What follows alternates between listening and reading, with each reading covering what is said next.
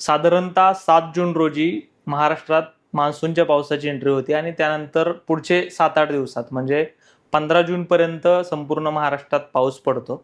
परंतु ह्या वर्षी पावसाचा जो अंदाज आहे तो एकूणच कमी आहे. म्हणजे सरासरीच्या 90% पाऊस यावर्षी पडणार आहे आणि आज 12 जून रोजी साधारणतः अर्ध्यापेक्षा जास्त महाराष्ट्रामध्ये पाऊस पडायला अपेक्षित होता. तसं न होता जे दक्षिण पश्चिमेकडचे काही जिल्हे आहेत म्हणजे कोल्हापूर असेल, इकडं कोकणातला काही भाग असेल, सोलापूर, सातारा, सांगलीचा काही भाग असेल, या भागामध्ये सध्या मान्सून सध्या त्याचा रेंगाळला आहे असं आपण म्हणू शकतो. आणि पुढं हळूहळू जे जाणं अपेक्षित होतं ते मागचे 1-2 दिवस त्याच ठिकाणी आपल्याला बघायला मिळतोय. नेमकं मान्सून पुढच्या काही दिवसामध्ये त्याचा प्रवास कसा असेल, तो किती दिवसात संपूर्ण महाराष्ट्रात पोहोचेल आणि येणाऱ्या 4-5 दिवसातील हवामानाचा अंदाज कसा असेल हे आपण आज जाणून घेतोय. माझ्या पाठीमागं आज बघितलं तर ही आजची मान्सूनच्या प्रवासाची ही हा मॅप आहे. साधारणतः आपण बघतोय महाराष्ट्राच्या हे जे खालचे आहेत जिल्हे, कोल्हापूर आहे, कोकणातले खालचे रत्नागिरी, सिंधुदुर्ग आहे, सांगली, साताराचा काही भाग आणि सोलापूरचा काही भाग, या ठिकाणी आपल्याला मान्सूनची रेषा दिसते. खऱ्या अर्थानं इकडून जसा मान्सूनची प्रगती जास्त झाली आहे म्हणजे बंगालच्या उपसागराकडून त्या तुलनेमध्ये महाराष्ट्रामध्ये ती झालेली दिसत नाहीये. पुढचे 5 दिवस कसे असणार ते आपण जाणून घेतोय. आपल्यासोबत IMDच्या भैरवी कुर्तुकोटी मॅडम आहेत. मॅम, लोकमत ॲग्रोमध्ये स्वागत आहे. सध्याची मान्सूनची काय परिस्थिती आहे, IMDच्या अनुषंगाने काय सांगाल? जर आपण मान्सूनची उत्तर सीमा बघितली म्हणजे ही निळी जी रेघ आहे तर ती आपल्या इथे महाराष्ट्रामध्ये हर्णई, सोलापूर येथून जाऊन हैदराबाद, भदाद्री, कोठागुडेम, कलिंगापट्टणम, पारादीप, बारीपाडा, पुरुलिया तसेच धनबाद, मुझफ्फरपूर मधून जात आहे. म्हणजे आपण जर मान्सूनची उत्तर सीमेचा विचार केला तर वेस्ट बेंगॉल तसेच बिहार, झारखंड, ओडिसा या भागामध्ये त्याची गेल्या 2 दिवसात वाटचाल पुढे झालेली आहे. पण महाराष्ट्राचा विचार केला तर साधारण ती अजून काही तितकीशी पुढे पाऊस 2 दिवसापासून त्याच ठिकाणी ती रेषा 2 ते 3 दिवस झाले ही कंडिशन महाराष्ट्राच्या दृष्टीने तशीच आहे. आणि पुढील काही दिवसात ती परिस्थिती अनुकूल होऊन मान्सूनचा प्रवास पुढे जाण्याची शक्यता आहे. म्हणजे आता अनुकूल वातावरण आहे मान्सूनच्या प्रवासासाठी. अनुकूल आहे, पण तरी 2 ते 3 दिवस तर कमीत कमी लागतीलच महाराष्ट्रात पुढे जाण्यासाठी. आणि एक अंदाजे संपूर्ण महाराष्ट्र व्यापायला किती दिवस लागू शकतात? जर कंडिशन फेवरेबल असेल तर नक्कीच पुढे सरकेल. पण आता जसं आपण सपोज बघितलं तर हा सीझनल ट्रफ आहे. तो त्याच्या नॉर्मल पोझिशन पेक्षा उत्तरेकडे असल्यामुळे ज्या दक्षिण विभागात म्हणजे या भागात जो पाऊस जितक्या प्रमाणात पडायला पाहिजे त्या प्रमाणात न पडता त्या ऍक्टिव्हिटी थोड्या रिड्यूस झाल्या आहेत. हा ट्रफ आता जास्त उत्तरेकडे आहे. म्हणजे त्याच्या नॉर्मल पोझिशन पेक्षा थोडा वर आहे. तो जर खाली सरकला की नॅचरली साऊथ भागामध्ये मान्सूनची ऍक्टिव्हिटी जास्ती जोराने वाढते. अजून एक गोष्ट, ज्या भागामध्ये म्हणजे पाऊस पोहोचलेला आहे, मान्सूनचे वारे पोहोचलेले आहेत, त्या भागामध्ये म्हणावा तेवढा पाऊस पडत नाही. म्हणावा तेवढा पाऊस पडत नाहीये. नेक्स्ट. आणि पावसाळा चालू असूनही काही भागामध्ये आता हीटवेव्ह ची वॉर्निंग दिली गेली आहे. तर हे पावसाच्या ऍक्टिव्हिटीज रिड्यूस झाल्यामुळे ही कंडिशन निर्माण झाली. ओके. मागील आठवड्याचा देखील आपण विचार केला तर धाराशिव आणि लातूर या जिल्ह्यांमध्ये सरासरीपेक्षा जास्त पावसाची नोंद झाली. तर सांगली, सोलापूर तसेच बीड, परभणी, नांदेड या जिल्ह्यांमध्ये सरासरी एवढ्या पावसाची नोंद झाली. तर इथे पाऊस पोहोचला आहे खरं तर मान्सूनचा. तरी या भागात रत्नागिरी, सिंधुदुर्ग, कोल्हापूर तसेच विदर्भामधील यवतमाळ, चंद्रपूर या जिल्ह्यांमध्ये सरासरीपेक्षा कमी पाऊस पडला. तर उर्वरित जिल्ह्यांमध्ये सरासरीपेक्षा खूप जास्त कमी पाऊस पडला. आणि नंदुरबार, धुळे येथे तर हवामान पूर्णतः कोरडे राहिले. ही इन्सॅट 3D ची सॅटेलाइट इमेज आहे. महाराष्ट्रात विचार केला तर तुरळक ठिकाणी मेघगर्जना तसेच विजांच्या कडकडाटासह पाऊस पडण्याची शक्यता आहे. हलक्या ते मध्यम स्वरूपाचा पावसाचं स्वरूप असेल आणि वारे साधारण 30 ते 40 किलोमीटर प्रतिवेगाने. आता याच्यावरती महाराष्ट्रावरती कुठले ढग दिसत नाहीत. विदर्भामध्ये काही प्रमाणात दिसत आहेत. ते विदर्भामध्ये थंडरस्टॉर्म ऍक्टिव्हिटीज आहेत पण विदर्भातल्या अनेक जिल्ह्यांमध्ये उष्ण लाट येण्याची पण शक्यता आहे. बर.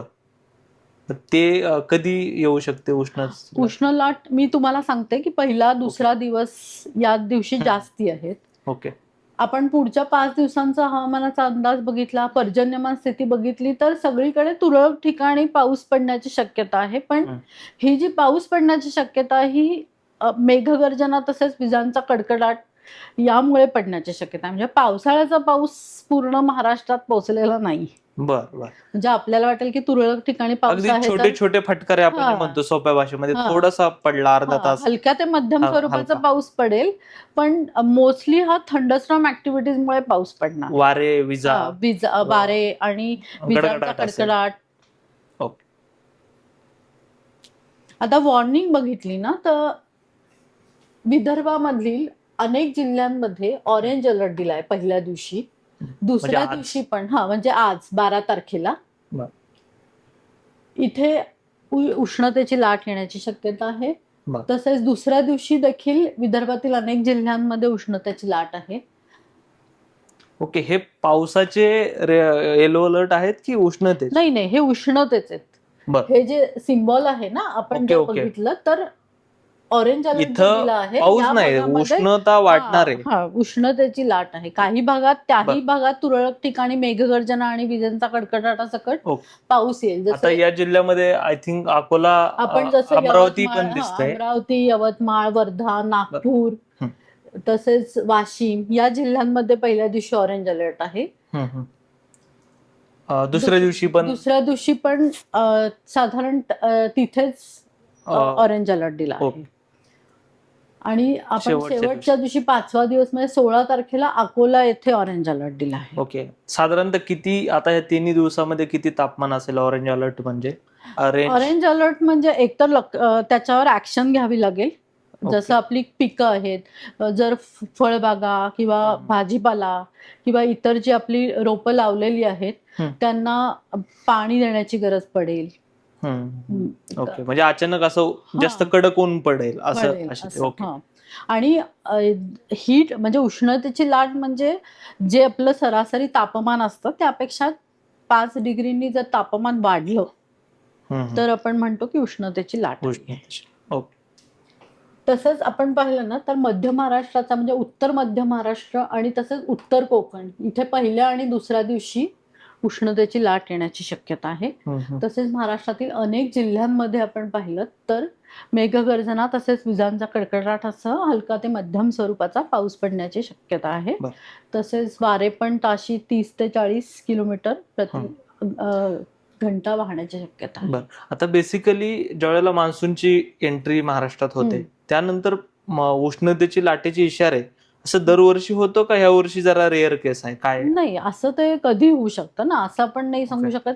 नॉर्मली जून मध्ये मागच्या वर्षीचा आपण जर अनुभव घेतला तर 15 तारखेपासून प्री मान्सून शॉवर झाले आणि त्यानंतर पावसाळाच चालू झाला. बरोबर. तसं यावेळेला म्हणजे प्री मान्सून पाऊस पण कमी झाला आणि त्यानंतर आता आपण बघितलं तर मान्सून ऍक्टिव्हिटी जरी सोलापूर, सांगली या जिल्ह्यापर्यंत पोहोचला असला तरी कोकणामध्ये मागच्या आठवड्यात त्या मानाने ज्या प्रमाणात पाऊस व्हायला पाहिजे त्या प्रमाणात पाऊस झाला नाही.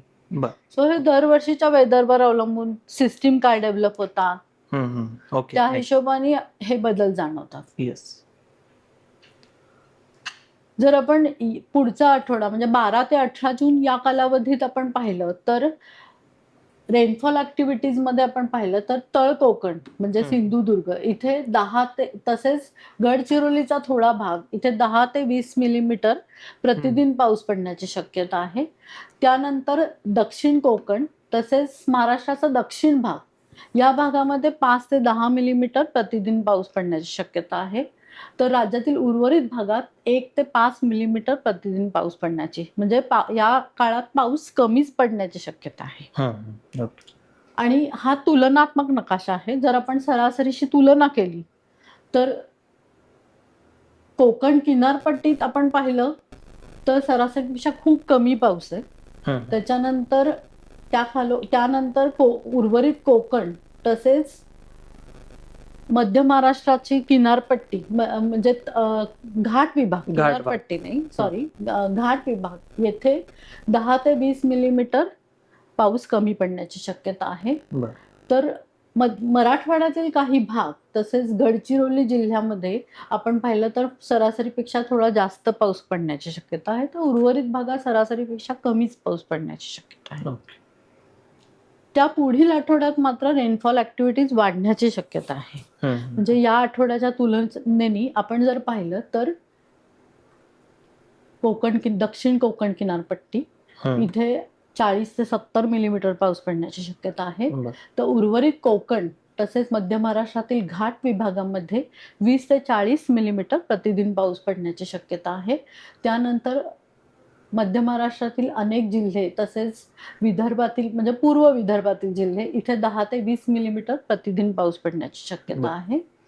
तर उर्वरित भागात साधारण 5 ते 10 मिलीमीटर प्रतिदिन पाऊस पडण्याची शक्यता आहे. आणि या काळात मात्र सरासरीपेक्षा पाऊस थोडा जास्ती पडण्याची शक्यता आहे. आता आपण कृषी सल्ल्यांकडे बघूयात. तर IMDने जो फोरकास्ट दिला आहे किंवा वॉर्निंग्स दिला आहे त्याप्रमाणे कोकणात तुरळक ठिकाणी मेघगर्जना तसेच विजांचा कडकडाटासह पाऊस पडण्याची शक्यता आहे. तर त्या भागामध्ये जे नवीन लागवड केलेली फळे किंवा भाजीपाला आहे त्यांना बांबूचा आधार घ्यावा.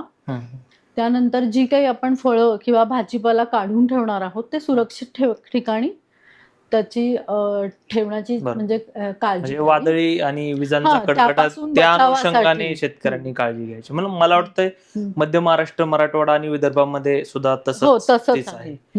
खरं तर हा जो मान्सूनचा जो प्रवास आहे तो काही काळ रेंगाळलेला आहे. दक्षिण आणि पश्चिम म्हणजे कोकणातले काही जिल्हे, कोल्हापूर, सांगली आणि या जिल्ह्यामध्ये सोलापूरचा काही भाग आहे, साताराचा काही भाग आहे. आणि ज्या ठिकाणी मान्सूनचा पाऊस पोहोचलाय त्या ठिकाणी सुद्धा म्हणावा तेवढा सरासरी एवढा पाऊस पडत नाहीये.